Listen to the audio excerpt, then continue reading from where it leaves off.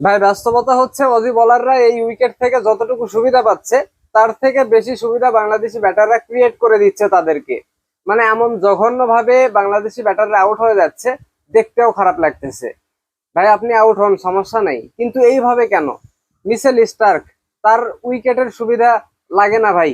উইকেটের সুবিধা ছাড়াই যে কোনো ব্যাটিং লাইন আপকে ধসিয়ে দিতে পারে।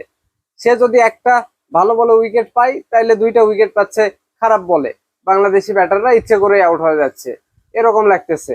এই যে সাদমান ইসলাম চারটা ইনিংস ব্যাটিং করলো, একটা ইনিংসে নট আউট। হ্যাঁ, তিনটা ইনিংসে আউট হয়েছে একই ভাবে, একই বোলারের বিপক্ষে। লেগ স্টাম্পের বাইরে বল, হালকা আউটসুইং করতেছে, ডিফেন্স করতে গিয়ে সে ওই যে কি বলে পয়েন্টে ক্যাচ দিয়ে দিচ্ছে। পয়েন্টে যে শর্ট ফিল্ডার আছে তার কাছে ক্যাচ দিয়ে দিচ্ছে। তিনটা ইনিংসে একই ভাবে আউট। মানে আপনি যে এইভাবে আউট হচ্ছেন, আপনি মানে পরবর্তীতে এইটা নিয়ে কি কাজ করলেন? পরবর্তী দুইটা ইনিংসেও আপনি একই ভাবে আউট হয়ে গেলেন। এই যে তানজিদ তামিম, ভদ্রলোক যখন খেলে খুবই ভালো খেলে, যখন খেলে না ডাইরেক্ট ডাক মারে। হ্যাঁ, অফ স্টাম্পের বাইরের বল, ভাই মারবি যখন জোরেই মার, জোরেই মার, হয় ক্যাচ হবে নইলে চার হয়ে যাবে।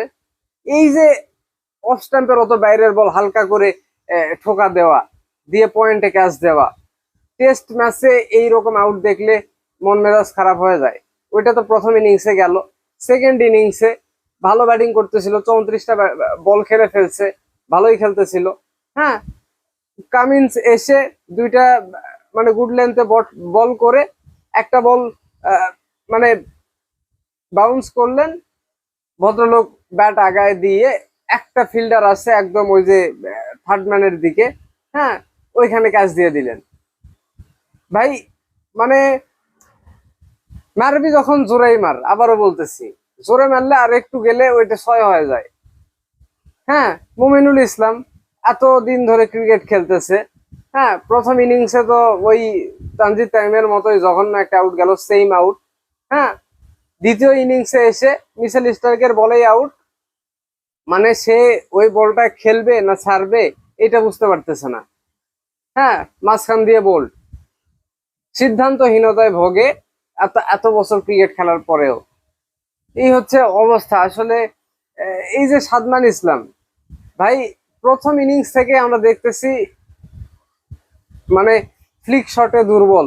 আর মিচেল স্টার্ক ওই পায়ের মধ্যেই বল করে, যে ফ্লিক শটে ভালো সে তার বিপক্ষে ভালো করবে। দেখাই যাচ্ছে সে দুর্বল ওই জায়গায়। সৌম্য সরকারকে আপনি নিয়ে গেছেন, তার ওই রকম উইকেটে খেলার অভ্যাস আছে এবং ভালো করার অভ্যাস আছে এই জন্য, অথচ তাকে সুযোগই দিলেন না। উইনিং কম্বিনেশন ভাঙা যাবে না ভাই, এমন কিছু করে নাই প্রথম টেস্টে সাদমান ইসলাম যে বাদ দিয়ে সৌম্য সরকারকে একটা সুযোগ দেওয়া যাবে না। হ্যাঁ, দুইটা ইনিংসে একই ভাবে আউট। মানে এমন তার খেলার ধরন, মনে হচ্ছে উইকেটে থাকা আহ, বিশাল কষ্টের ব্যাপার, অসম্ভব।